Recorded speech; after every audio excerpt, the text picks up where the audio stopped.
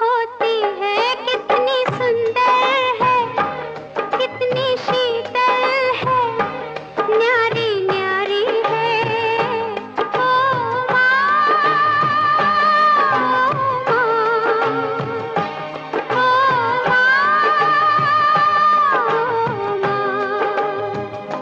तू कितनी अच्छी है, तू कितनी भोली है, प्यारी प्यारी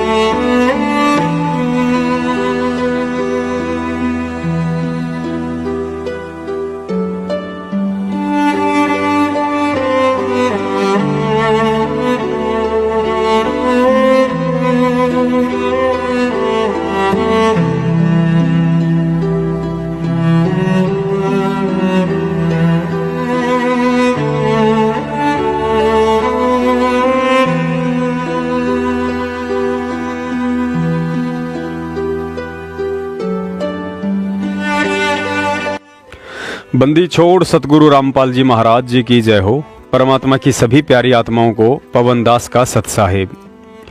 आज का वीडियो उन सभी सत्सेवक पुण्यात्माओं के लिए है जो इस अद्वितीय सतभक्ति मार्ग पर ज्ञान को आधार बनाकर चल रही हैं।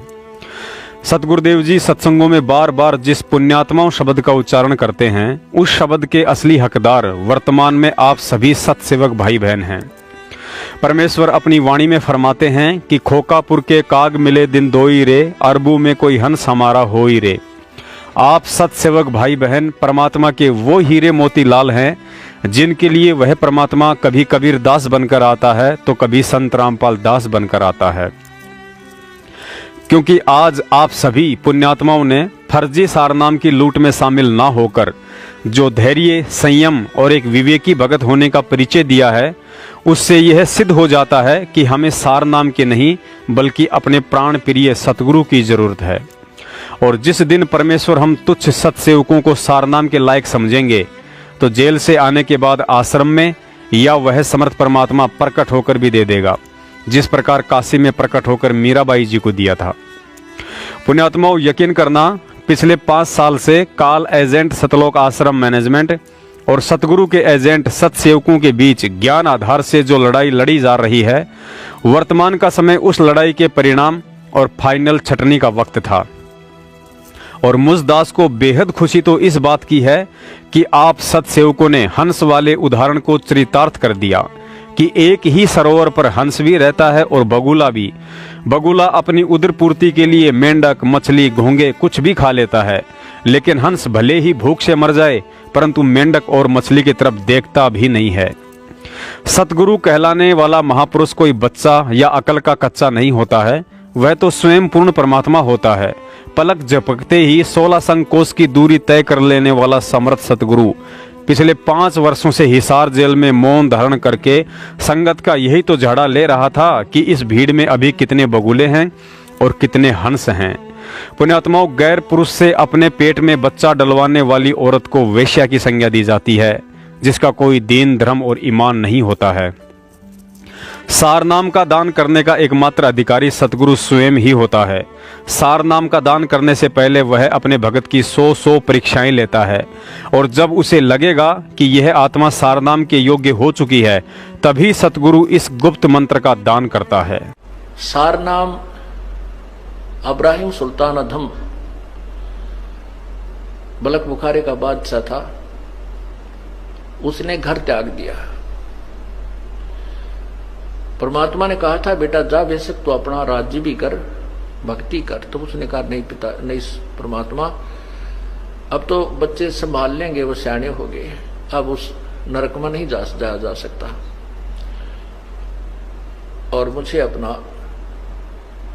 अपनी लकड़ी तोड़ कर बेच करके मैं अपना व्यवस्था कर लूंगा। करना तो पड़ेगा काम, लेकिन यहाँ कर लूंगा, अपनी मजदूरी करके अपना पेट निर्वाह करके अपनी भक्ति करता रहूंगा। तो उसने ऐसा ही किया, एक झोपड़ी डाल ली, जंगल में लकड़ी तोड़ लावे बेच आओ बस बाजार में, और बैठ कर अपना 5-4 दिन उन खा ले, फिर एक दिन एक इठड़ी एक बंडल फिर तोड़ के डाल जाओ। इस तरह अपनी भक्ति कर रहा था। प्रथम मंत्र दिया, फिर सतनाम दिया प्रभु ने, फिर सार नाम के लिए, क्योंकि सत्संग में सुनता रहता था, फिर कहा भाई सार नाम भी दिया जाएगा, सार नाम के बिना मोक्ष नहीं हो सकता। तो वो सार नाम के लिए प्रार्थना करता था, प्रभु आपका दास सार नाम के योग्य हो गया हो तो देख ला प्रभु, कृपा करना आपके दास पर, बहुत अधीन हो गया था। परमात्मा ने कहा भी अवश्य बेटा, नाम जब तुम योग्य हो जाएगा अवश्य नाम देंगे। तो एक दिन प्रभु ने कहा भी तुमको सार नाम दिया जाएगा, आप ऐसे ऐसे उस दिन वहां आना हमारे पास आश्रम में, या जैसे भी कोई स्थान निहित किया।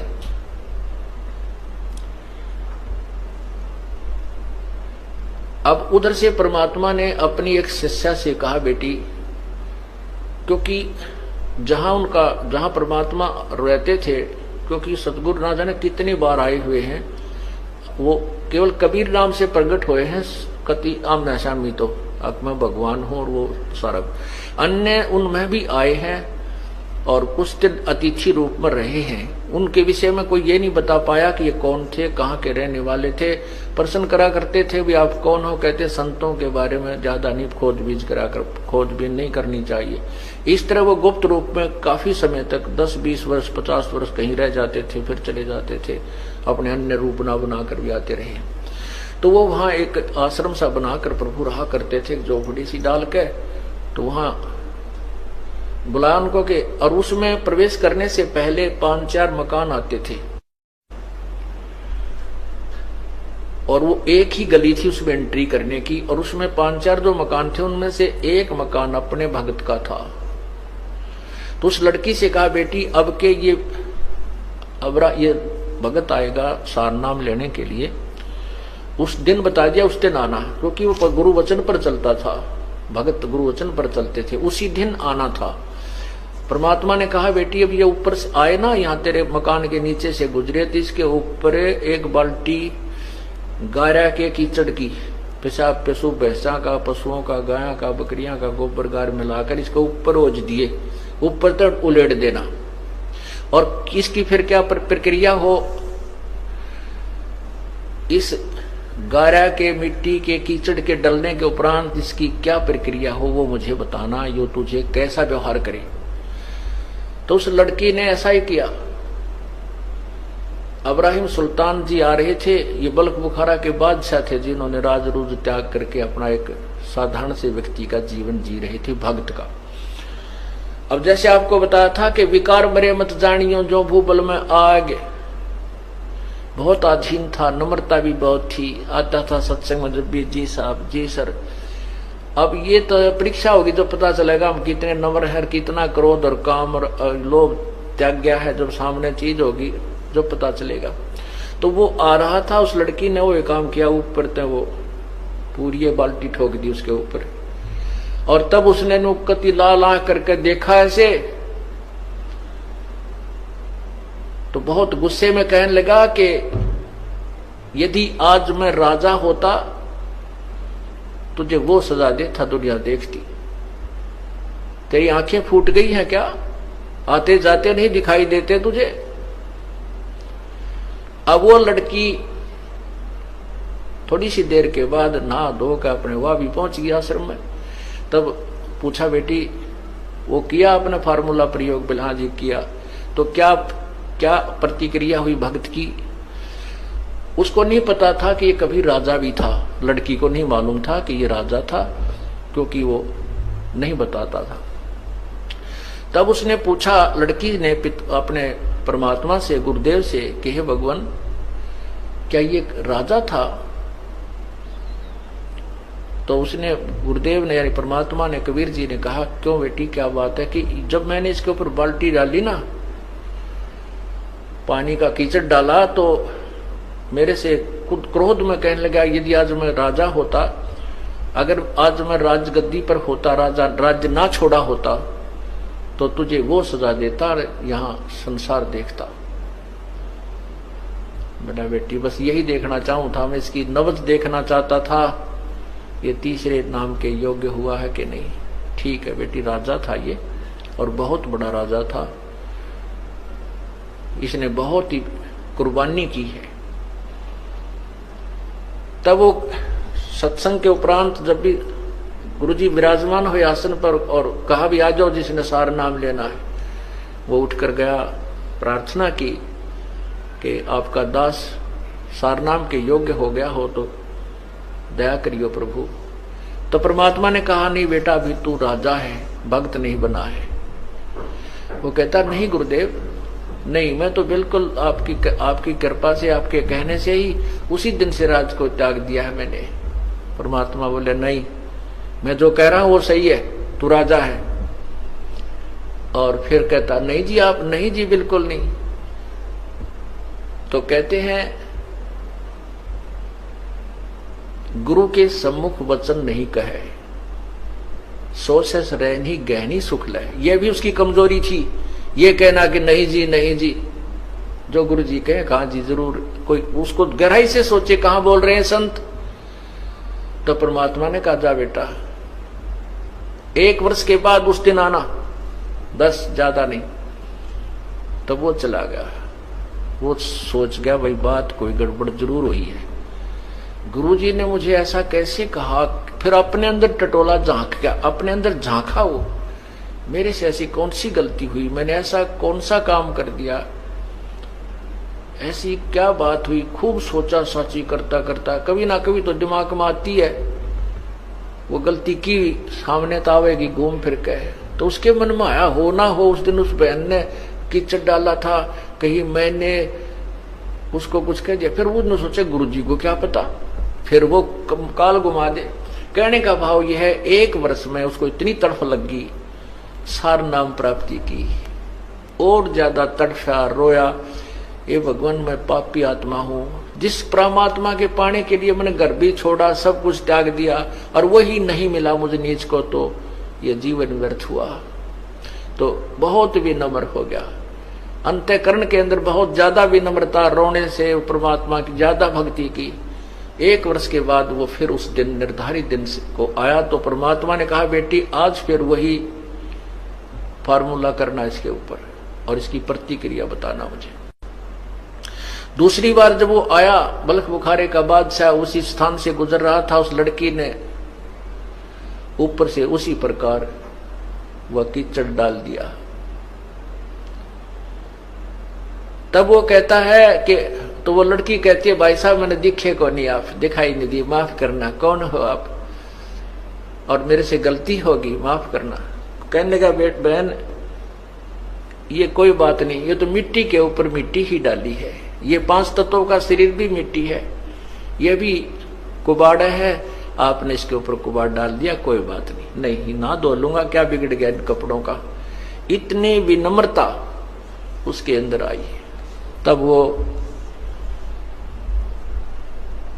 परमात्मा के चरणों में पहुंचा। फिर तो उल्टा चला गया हो कि नदी नहर में जाकर नहाया धोया, कपड़े धोए, सुखा सुकू का फिर आया। आना था उस दिन, तो चरणों में बैठ गया। तब लड़की से पूछा परमात्मा ने, बेटी आज क्या गतिविधि थी उस भगत की। आज उसने जी ऐसे ऐसे कहा कि कोई, मैंने तो कहा भाई साहब गलती होगी, मैंने दिखाई नहीं दी, माफ करना। वो कहने लगा नहीं कोई बात ना बहन, माटी पर माटी ये तो डाली है, इससे क्या फर्क पड़ गया, मिट्टी पर मिट्टी ही डाली है, अब धो के नहा धो के आ जाऊंगा, क्या फर्क पड़ गया। तब परमात्मा से उसने फिर अर्ज की कि प्रभु आपका दास सार नाम के योग्य हो गया हो तो क्षमा करना, दान करना दाता। तब वो कहते हैं कि हाँ बेटा आज तू नाम के योग्य हो गया, आज सार नाम तुझे दूंगा। पुण्यात्माओं, जिस प्रकार शिक्षक के रहते सहते विद्यार्थी कभी भी विद्यार्थी की परीक्षा नहीं ले सकता है, डॉक्टर के रहते सहते कंपाउंडर कभी भी कैंसर के मरीज का ऑपरेशन नहीं कर सकता है, क्योंकि ना ही तो वह ऑपरेशन करने के योग्य होता है और ना ही अधिकारी। और जो मंदबुद्धि प्राणी इतना तत्व ज्ञान लेने के बावजूद भी यदि अपने सतगुरु की आस छोड़कर एक 2 कौड़ी के जीव से सारनाम ले रहा है और वह भी फर्जी, तो समझो उनकी स्थिति तो उस गणिका से भी गई गुजरी है जो गैर पुरुष से नाजायज संबंध बनाकर संतान उत्पत्ति चाहती है। बोलो सतगुरुदेव। अब जो सारनाम प्राप्त करने के लिए आए हुए हैं पुण्यात्मा, सारनाम प्राप्त करना कोई बालकों का खेल मत समझना। ये तो ऋषि महर्षि और पहले बहुत कुछ चले गए जिन्होंने बहुत साधनाएं की, जीवन भी पूरे गाड़ दिए। सारनाम प्राप्त उन्हीं को होगा जिनके हृदय में धैर्य होगा, सच्ची लगन होगी और ये दास देख लेगा भक्ति के योग्य होगे हो। अन्यथा कच्चे फोड़े पर डॉक्टर चीरा नहीं देता। मरीज तो कहता है जी कर दे दो चीरा, देना तो है ही आपने, कर दे दो चीरा, मैं तो बहुत दुखी हो रहा हूं। लेकिन वो कहता रहता कल आना भाई, 2 दिन पीछे आना, ये गोली खा। उस फोड़े को पक जाने के बाद वो चीरा देता ताकि ये बीमारी बढ़ ना जाओ। इसलिए पुण्यात्माओं, जब तक आप योग्य नहीं हो चुके होगे ये दास आपको सारनाम नहीं देगा, चाहे 100 बार आना पड़े। और जो इसी परमात्मा के पाने के लिए तो राजाओं ने राज त्याग दिए और मीराबाई ने अपना शरीर सौंप दिया था कि मारो चाहे काटो, मैं भगवान से दूर नहीं हो सकती, तभी उनको भगवान मिला करते हैं। ऐसे ही जैसे क्या है, सतनाम जो है ये श्वास उश्वास से जाप होता है। ये समझो हमने जल प्राप्त करना है नीचे से, जमीन से, तो उसमें बोकी मारी जाती है और साथ में पाइप उतारी जाती है। सतनाम काम करेगा, पानी तक वो उस पाइप को पहुंचा देगा। और सारनाम क्या करेगा, जैसे हमने हैंडपंप लगाना है, सारनाम फिर वो हैंडपंप के ऊपर की मशीन होती है, वो मशीन फिर ऐसे लगाएंगे तो वो पानी को बाहर निकालेगी, वो भगवान मिलावेगी। सारनाम परमात्मा मिलाओगा। लेकिन जब तक पानी तक नहीं पहुंचेगा तो उसके बोकी लगवाता ही रहेगा मिस्त्री के। अभी वो जो लगवाता है हैंडपंप, मालिक तो कहता बांध देन मशीन इस पर जल्दी ही, वो कई दिन ला दिए आपने, तो काफी समय लग गया, तो वो नहीं बांधेगा, क्योंकि वो जब तक वह पूरा स्थान देख नहीं लेगा यहाँ जल आ गया है, वहां जाकर छोड़ देगा, फिर वो मशीन बांधेगा। यदि वैसे मशीन बांध दी तो फिर उसने हलाएं जाइयो पानी आवे को नहीं। ऐसे ये दास आपको सारनाम उस टाइम देगा जब आपकी भक्ति परिपक्व हो चुकी होगी, ताकि सारनाम देते ही आपको वो लाभ प्राप्त हो सके। हैंडपंप की मशीन जब बांध दी जाएगी। बोलो सतगुरुदेव सत साहिब। पुण्यात्माओं, सतगुरु अंतर्यामी होता है। ऐसी बात नहीं है कि उन्हें वर्तमान में सारनाम की आड़ में काल एजेंटों द्वारा किए जाने वाली इस धांधली का पता नहीं था। सतगुरु सबका बाप है और उन्हें अच्छे से पता था कि काल अपने कुछ एजेंट भगत बनाकर बहुत पहले ही आश्रम से जोड़ चुका है, जिसका जिक्र गुरुजी ने सन 2008 में ही कर दिया था। तो काल को चिंता होगी है कि ईब तेरी बात बिगड़ेगी। जो आज तक झूठा संदेशा भिजवा रखा था जनता में, अब ये पोल खुल रही है। तो जिस कारण से उसने ये सब कहानी बिगड़वाने की चेष्टा की, लेकिन समर्थ का सरना गहो रंग होरी हो, कभू ना हो एकाज राम रंग होरी हो। समर्थ की ओट में बैठे हैं हम, उस पूर्ण पुरुष की आड़ में, उसकी पूर्ण पुरुष की शरण में हम बैठे हैं। हमारा कभी अकाज नहीं हो सकता। तो इसी प्रकार काल अपने दूत इसी संगत में 1-2 तो हो चुके हैं, लेकिन उनकी दाल नहीं गल पाएगी। जनता बहुत सियानी बना दी हमने, अपने श्रद्धालुओं को तोते की तरह रटा दिया है ये ज्ञान। अब उन दुष्ट आत्माओं से औरों को भी बचाएंगे और आप भी दूर रहेंगे। पुण्यात्माओं, समझदार को संकेत ही काफी है। वो 2 काल दूत कोई और नहीं बल्कि स्वयं गुरुजी का छोटा भाई महेंद्र और बलजीत लहरी है। क्योंकि पवन, संजय या रामचंद्र जी ने तो नामदान 2008 में नहीं बल्कि 2013 में लिया था। आप सभी सत्सेवक भाई बहनों पर पहले से ही परमेश्वर ने बुद्धि और विवेक की दया बख्श रखी है, इसलिए दास को ज्यादा समझाने की जरूरत नहीं पड़ती है। बाकी इतना अवश्य कहूंगा कि जागती हुई संगत को अपने शिकंजे से निकलता हुआ देख उन्हें वापस बेहोश करने का सतलोक आश्रम मैनेजमेंट हरियाणा का आलू टमाटर की तरह यह फर्जी सारनाम बांटने का हथकंडा अंतिम और घटिया षड्यंत्र है। और इस षड्यंत्र में वही मंदबुद्धि लोग गुड़ पर मक्खी की तरह चिपटकर अपना कर्म और पतिव्रता धर्म बिगाड़ रहे हैं, जो कभी सतगुरु के थे ही नहीं। लेकिन आप सत्सेवकों के एक बार भी मन में नहीं आया कि हम भी रोहतक जाकर सारनाम ले लें। वास्तव में आज आप भक्तों ने गुरु जी को हृदय से खुश कर दिया है। पुण्यात्माओं, इसी का नाम नुक्ता है। नुक्ता मतलब भगत की कोई ऐसी विशेष सेवा या क्रिया जिससे यदि सतगुरु प्रसन्न हो जाए तो एक साथ अपनी उस प्यारी आत्मा के करोड़ों काल बंधन काट डालता है। परमेश्वर की वाणी भी है कि नुक्ते ऊपर रीजे गारे तेरे करोड़ कर्म जल जाएं। आप सत्सेवकों ने हजारों बुद्धिहीनों की भीड़ से हटकर यह साबित कर दिया है कि आप ही वो पतिव्रता आत्मा हैं जिनके विषय में गुरुदेव ये वाणी सुनाते हैं कि पतिव्रता जमी पर ज्यों ज्यों धर है पाव, समर्थ झाड़ू देत है ना काटा लग जाओ। सारनाम की दया सतगुरु अपनी किन आत्माओं पर बख्शता है, इसका जिक्र परमेश्वर ने दास से पिछली वीडियो में करवा दिया था। पुण्यात्माओं, आपने एक कहावत तो सुनी ही होगी कि बंदर के हाथ में हांडी। हांडी उस मिट्टी के पात्र को कहते हैं जिसके ऊपर पहले के समय में खिचड़ी आदि पकाई जाती थी, जो धीरे धीरे नीचे से काली हो जाती है। अब ये फर्जी सारनाम की हांडी लेकर कुछ बंदर अपना तो मुंह काला करेंगे ही करेंगे, साथ में सतगुरु देव जी पर भी बेवजह बदनामी के दाग लगवाएंगे। क्योंकि गुरु मर्यादा से दूर होने के कारण अब इन फर्जी सारनामियों के ऊपर जो कर्म के कहर टूटने शुरू होंगे, उसके बाद दुनिया भी तालियां पीटेंगी कि देखो ये हैं रामपाल के सारनामी भगत। दुनिया को तो सुखों की गारंटी देते हैं और खुद के ऊपर दुखों के पहाड़ टूट रहे हैं। पुण्यात्माओं, अध्यात्म में सीढ़ी दर सीढ़ी आगे बढ़ा जाता है। जिस प्रकार बच्चा जब तक पहली क्लास पास नहीं कर लेता है तब तक शिक्षक उसे आगे की क्लास में नहीं बैठाता है, ठीक इसी प्रकार जब तक भगत की प्रथम मंत्र और सतनाम की कमाई पूरी नहीं हो जाती है तब तक सतगुरु उसे सारनाम नहीं देता है। सतगुरुदेव जी कहते हैं, जेता अंजन आचिए चिश्मियों में दीखंत, अर्थात आपके अंदर भक्ति प्रवेश हुई है या नहीं, इसका सबसे बड़ा पैमाना गुरुजी ने बताया कि आपकी आंखों के सामने काले काले से धब्बे दिखाई देने लग जाएंगे। और यदि नहीं दिखाई देते हैं तो समझो अभी आपने बहुत सेवा, सुमिरन और दान धर्म की जरूरत है। अब उसका क्या आपको प्रमाण दें? जैसे जो भक्त इस दास से उपदेशी हैं, परमपिता की यथार्थ भक्ति कर रहे हैं, उनकी आंखों के सामने कुछ भक्ति के लक्षण दिखाई देते हैं। ऐसे सूक्ष्म हैं वो, तार से दिखाई देंगे, कुछ और भी बहुत सी ऐसे नजर आएंगे। वो इतने सूक्ष्म होते हैं, वो आपके भक्ति के परिणाम है, लक्षण है। आपकी कितनी भक्ति बढ़ गई है वो उसका वो समझ लो पैमाना है। और वो इतना सूक्ष्म है कि आप जैसे बस में बैठे हो या गाड़ी में बैठे हो अपनी कार में और शीशा बंद हो, उस ग्लास से देख रहे हो तो शीशे के बाहर भी दिखेगा आपको, यानी शीशे को भी पार कर जाता है। और अंदर देखोगे तो यहाँ निकट से निकट भी बहुत छोटा भी हो जाता है।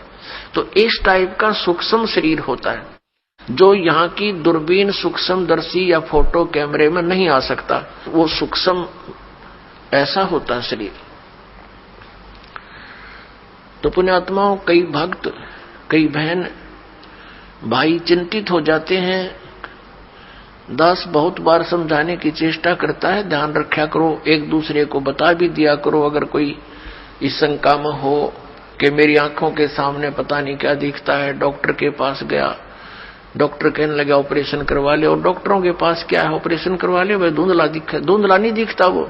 वो हम देखेंगे ऐसे जैसे कोई मच्छर सा घूम रहा है, कोई मक्खी घूम रही है, ऐसे काले काले से कुछ और तरह के भी।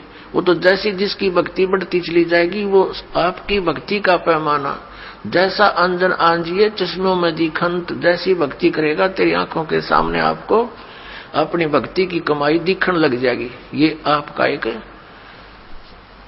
वो होगा, भक्ति का पैमाना होगा। आपका बैंक बैलेंस समझ लो, आप देख रहे हो सामने।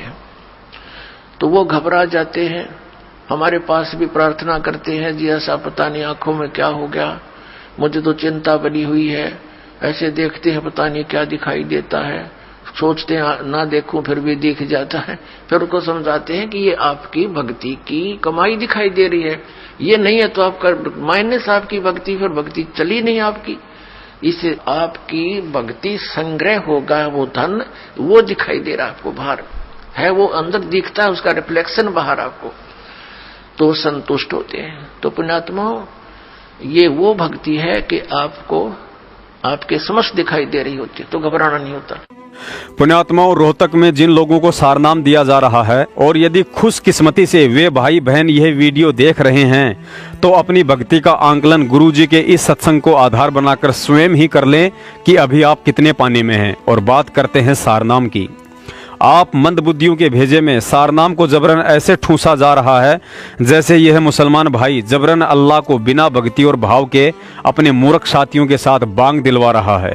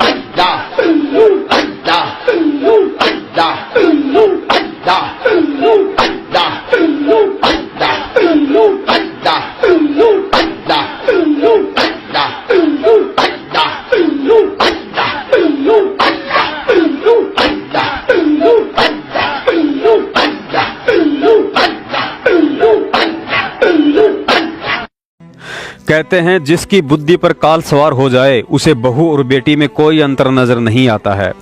सारनाम की तो छोड़िए, इन काल एजेंटों ने तो सारनाम से ऊपर सार शब्द देने के लिए भी भोली संगत से फार्म भरवाने शुरू कर दिए हैं।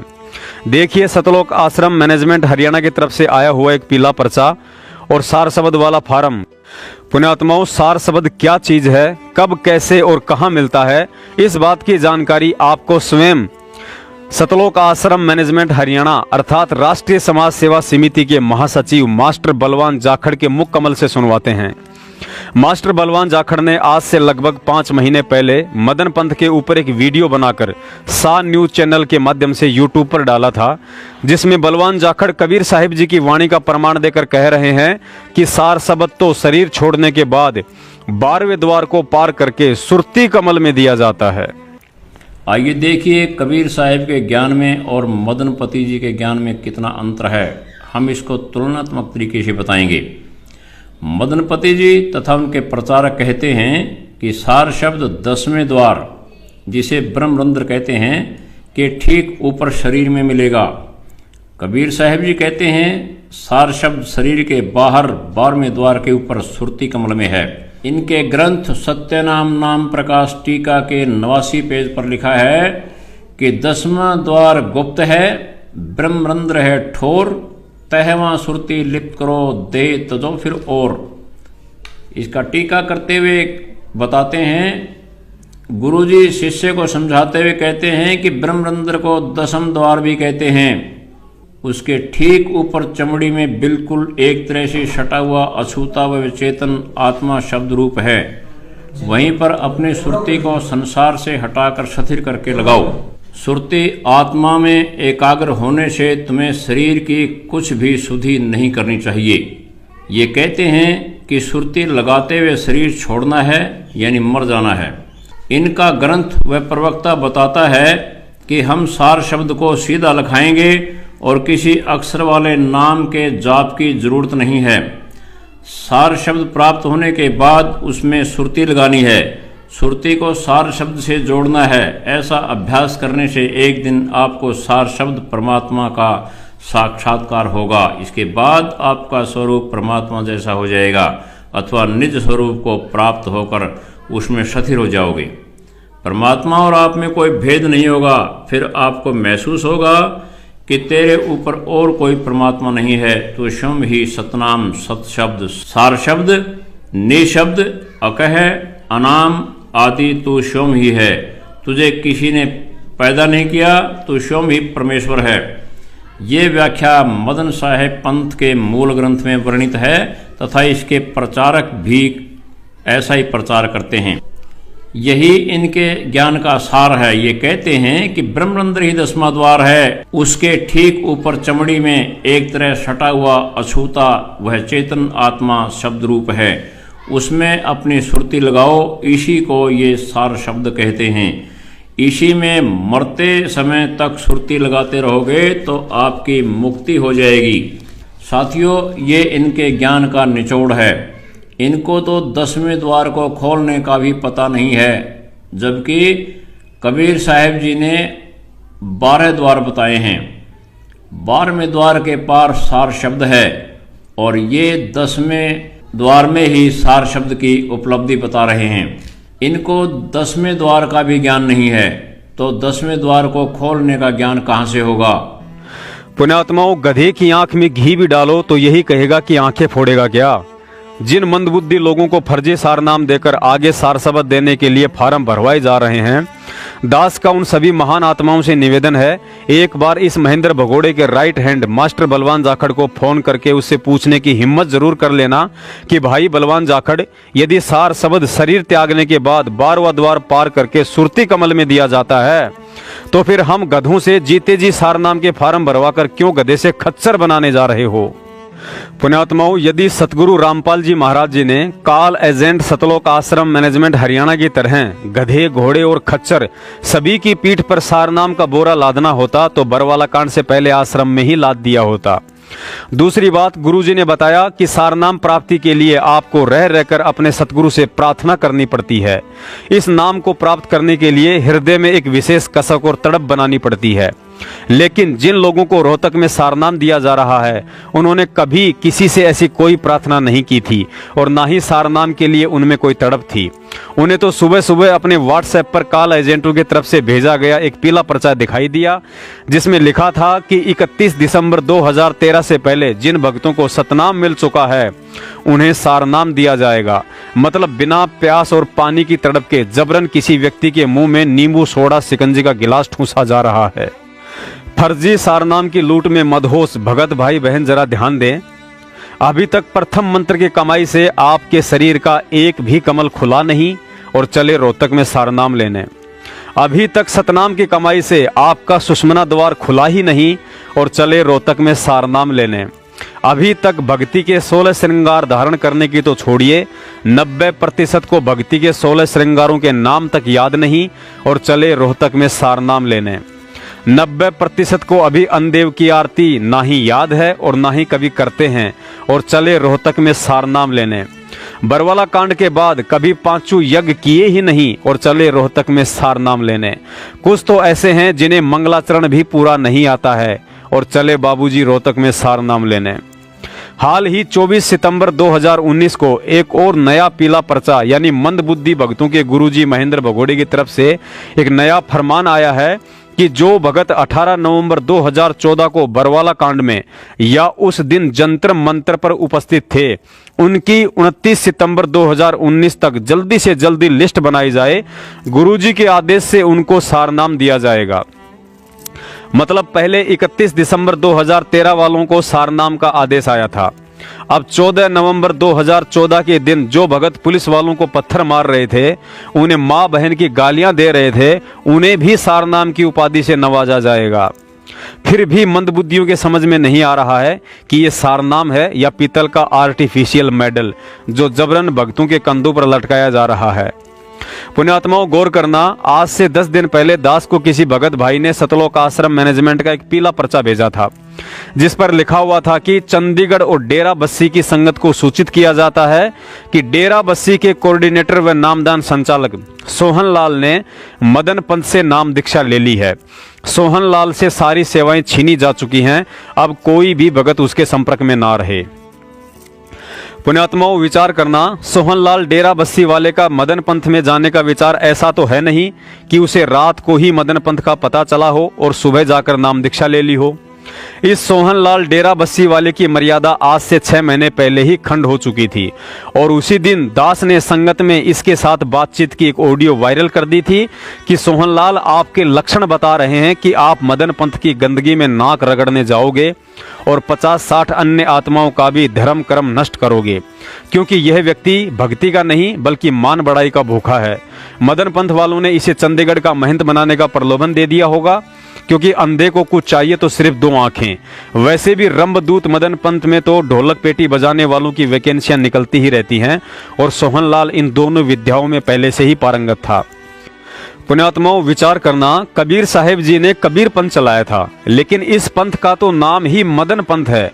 ना ही तो इस मदन पंथ का कबीर पंथ से नाम का मेल है और ना ही किसी भक्ति क्रिया का।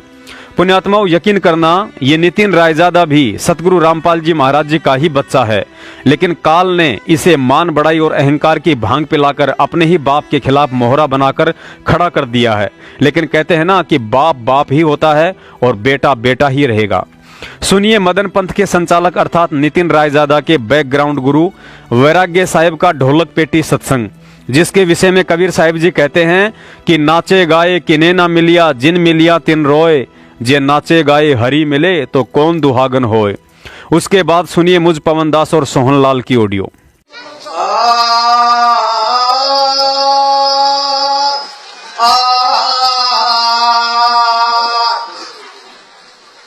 गुरुमूर्त गत्यन्नमासे हसनैन के को आठ बार निर्कत रहे गुरुमूर्त की ओर।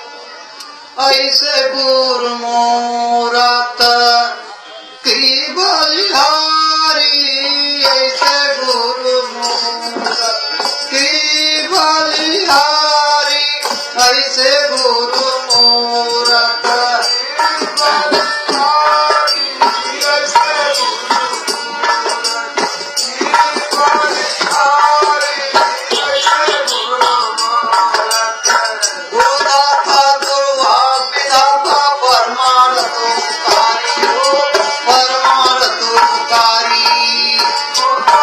हेलो साहेब। सत्साहेब भगत जी, सत्साहेब भगत जी, जो आपने मैसेज डाला ये सही है क्या? बिल्कुल सत्य है, झूठ है तो बताओ। मैं तो कह रहा हूँ भगत जी झूठ है, क्योंकि उनसे बात हुई थी, डेरा बस्ती वाले सोनलाल जी से बात हुई थी। अच्छा। वो ये कह रहे हैं ऐसी कोई भी बात नहीं है, आए थे वो ज्ञान चर्चा के लिए, ज्ञान चर्चा हुई थी बस। कौन आया था हम ज्ञान चर्चा के लिए? कौन आया था?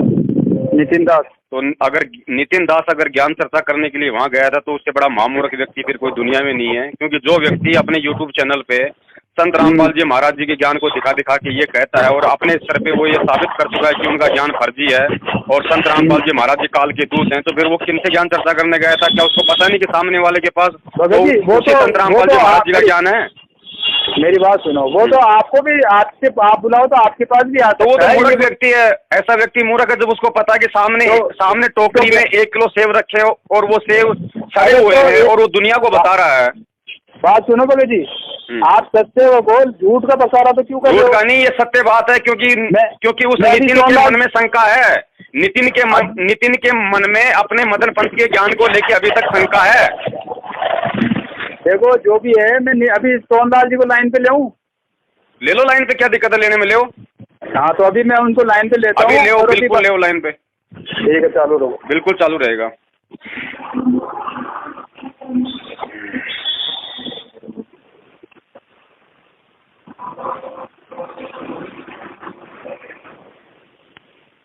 आप जिस व्यक्ति से बात कर रहे हैं उन्होंने आपके कॉल को होल्ड पर रखा है, कृपया लाइन पर बने रहिए।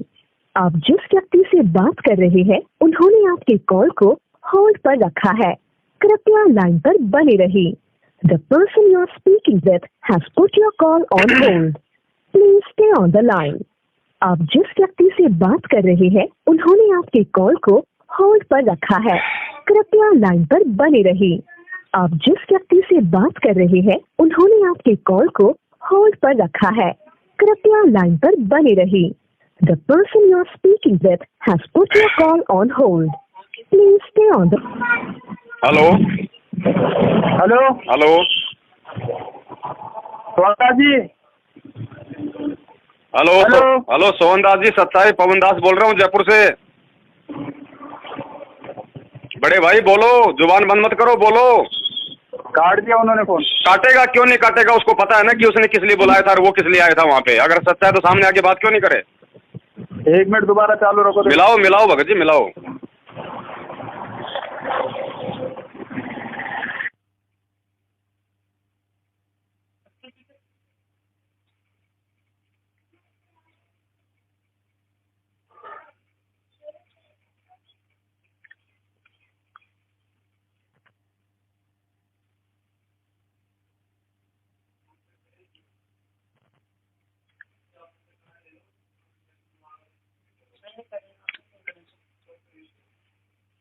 हेलो,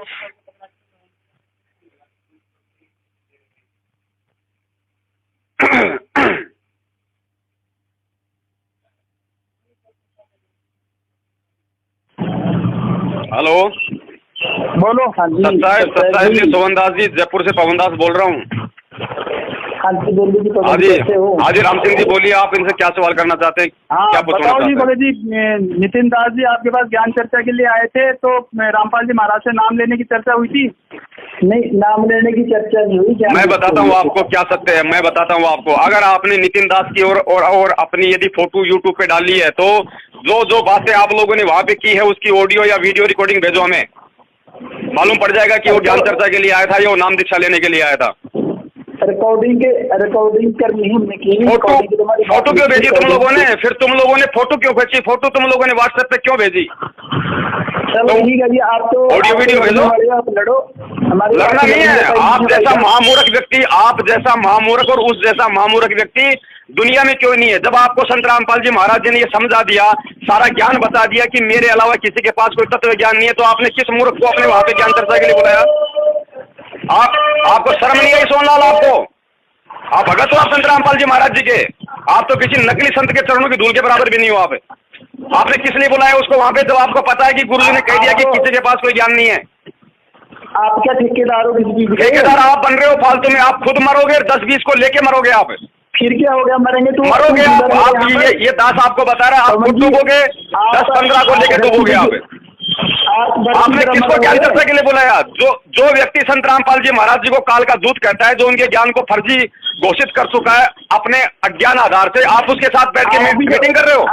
शर्म आनी चाहिए आपको। आप नहीं कहते काल दूत? किसको कहा मैंने काल दूत? नितिन जी को। तो नितिन काल का दूत है इसलिए बोलता हूँ उसको मैं। क्या संत रामपाल जी महाराज जी, क्या संत रामपाल जी महाराज जी काल के दूत है? मेरे को आप बताओ, आप बताओ, क्या संत रामपाल जी महाराज जी काल के दूत है?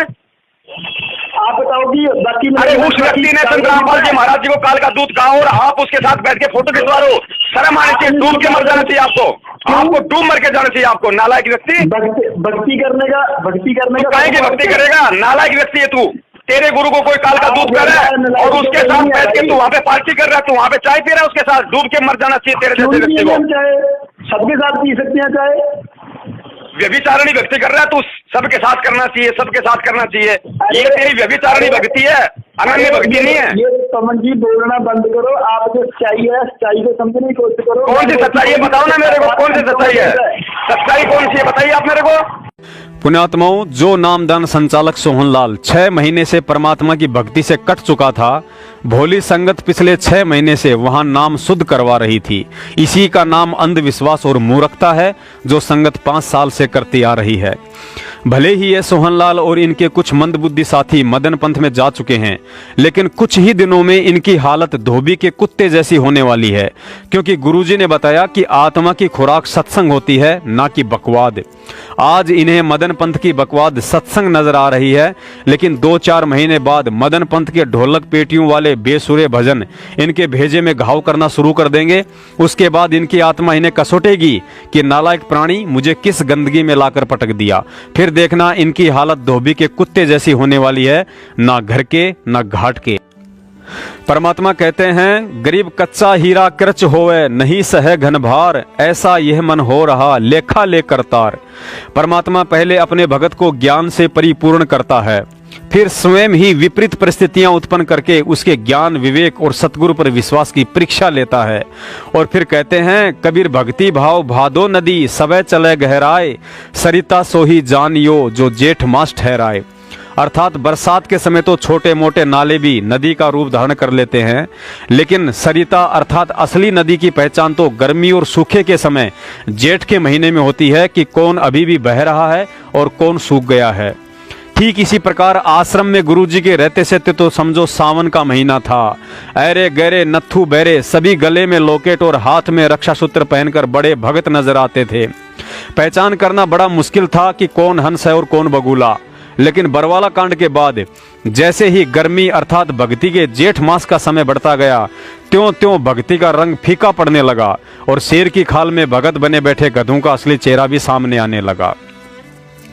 नतीजन सतलोक आश्रम मैनेजमेंट वालों ने भक्तों की अंधश्रद्धा और भोलेपन का नाजायज फायदा उठाते हुए गुरु के आदेशों की आड़ में संगत को ही लूटना शुरू कर डाला। कुछ लोगों ने उसी दिन से अपनी कंठी माला और घर से गुरुजी की फोटो हटाकर अपनी परंपरागत साधनाएं वापस अपना ली। कुछ एक पुण्यात्माओं ने सोचा कि ज्ञान में तो कोई कमी नहीं है, लेकिन भक्ति गुरुजी के जेल से बाहर आने के बाद ही पुनः शुरू करेंगे। कुछ श्रद्धालुओं ने विवेक के अभाव में गुरु के गद्दार भाई और मनमुखी सतलोक आश्रम मैनेजमेंट को ही अपना टेम्परेरी सतगुरु समझकर उनके हर ज्ञान विरुद्ध आदेशों की गुलामी शुरू कर दी और आज भी उसी धुन में मस्त हैं। तो कुछ लोगों ने अपनी अज्ञानतावश भ्रमित होकर दूसरे पंथों व संतों की शरण ले ली। कहने का मतलब है, आज संगत में जिन्हें सत्सेवकों के नाम से जाना जाता है, उनके अलावा गुरु की गैर मौजूदगी में गुरु के सत्संग और ज्ञान को आधार बनाकर कोई भी इस भक्ति मार्ग पर टिक नहीं पाया। इस वीडियो के अंत में आप सभी सत्सेवक भाई बहनों से दास का निवेदन है कि वैसे तो भगत को भक्ति मार्ग पर गुरु के ज्ञान के अलावा ऐसी कोई दूसरी वस्तु नहीं है जो दृढ़ रख सके, लेकिन साधु संगति अर्थात अच्छे विचारों वाले भगत भाई बहनों का साथ भी एक अहम रोल निभाता है। परमात्मा कहते हैं, इष्ट मिले और मन मिले, मिले सकल सब रीत, कहे कबीर तहां जाइए रह संतन की प्रीत। अर्थात भक्तों को उन्हीं भक्तों की संगति करनी चाहिए जहां भक्ति हो, प्यार प्रेम हो और जहां के भगत अपने गुरु के प्रति पूर्ण रूप से समर्पित हों।